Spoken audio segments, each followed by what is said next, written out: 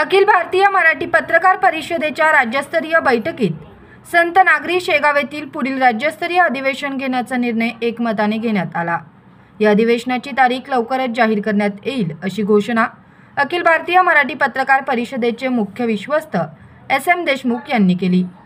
या बैठकीचे उद्घाटन एस.एम. देशमुख यांच्या हस्ते करण्यात आले।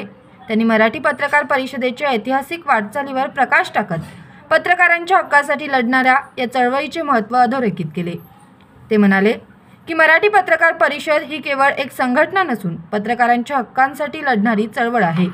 पत्रकारांवरील अन्याय, अत्याचार आणि त्यांच्या सामाजिक सुरक्षेसाठी परिषद सातत्याने संघर्ष करत आहे।